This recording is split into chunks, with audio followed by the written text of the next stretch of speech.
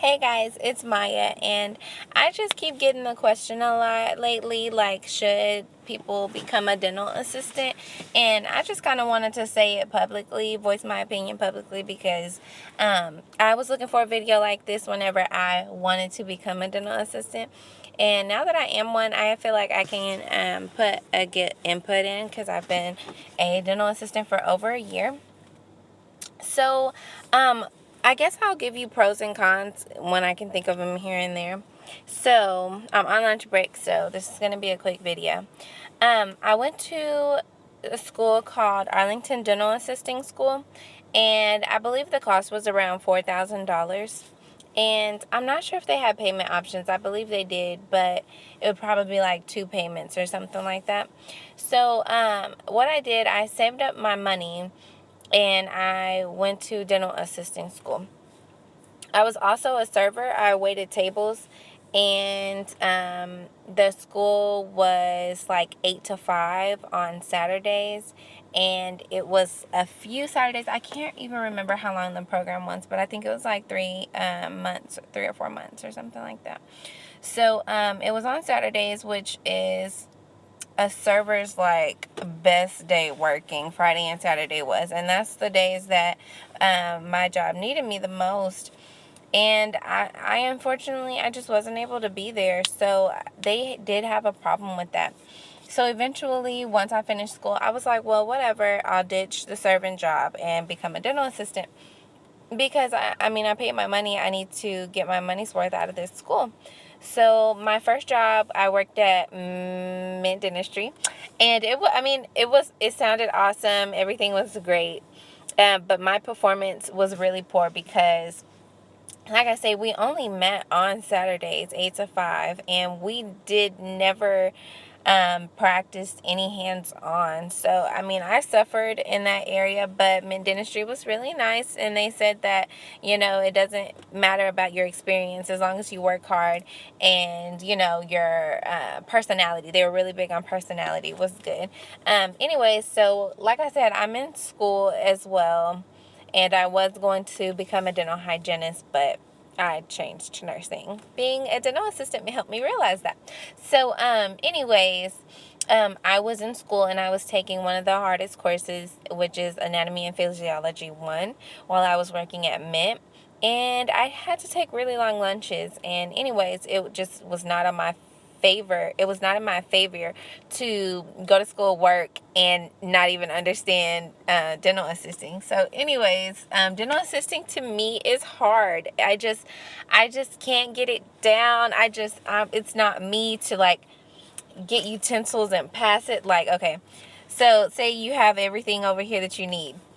The dentist is like expecting you to know everything and their every move. They're not going to sit there and talk you through the whole procedure. So you have everything sitting there like this, and you're just like, boom, boom, take it, put it back, boom, boom, boom, take it, put it back. Oh, you need this again, da, da.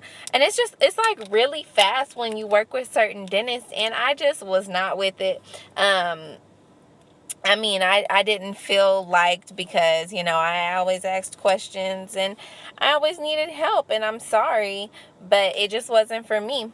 So, I'm still a dental assistant. I just work front desk now at a different office, a private practice, and I like my job. I feel like it's great for me being in school. However, since it is Monday through Thursday, 8 to 5, like my classes have to either be on Saturday, Sunday, Friday, Friday, Saturday, Sunday, or after school. And I have managed to take about 4 courses over this school year while working here. So, I can't complain. I honestly can't complain. I like it. I feel like these are the hours I need in order to progress in school. So, and I'm in college, not high school. High school, these are your high school hours. And once you graduate, if you feel like you want to become a hygienist and you want to stick with that, then go ahead. But a lot of hygienists have told me not to do it. And I take that very serious whenever someone who's been a hygienist for 37 years is telling me to invest my time in something else because it's not worth it. I mean, dental hygienists are most likely going to go to the corporate world, which is not fun. They just care about numbers. You're rushed and you feel overworked every day, which is why I didn't like corporate. As an assistant, it's all about numbers and you work the whole day. You have no time to slack. If you do take a long restroom break, they're calling you in your earpiece, like, where are you at? But here, I mean, it's so relaxed. Like, sometimes, sure, I don't like making phone calls, but it's my job. And I mean, honestly, I mean, I enjoy it because I am able to get my education as well. So as far as income goes, like, um, I make $13 an hour. I'm not scared. I mean, scared to admit it. I feel like that's okay. I feel like that's okay. For my first job, dental assisting, I think I made $14, and then I've been right around that range. But if you're talking about like becoming a lead assistant and everything, just get everything down packed.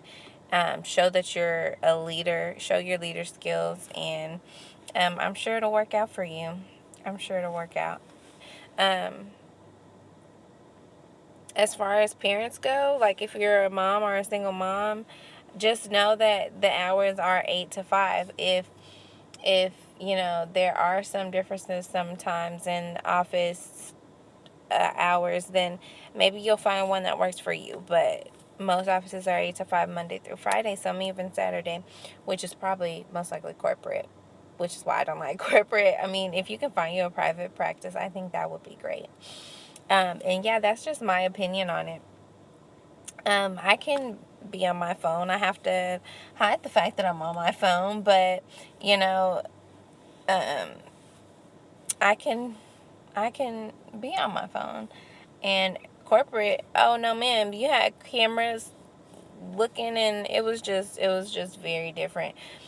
Corporate compared to private practice. So hopefully I answered a lot of your questions. So I guess the good pros are like flexibility for college students in some offices, because some offices aren't opened Monday through Friday, especially in private practices. If you don't like the back, you can move to the front, so you are still utilizing your certificate and it's less strenuous on you. Um, and another good thing would be income, if this is the income that you're looking for. If not, then you definitely want to think about something else.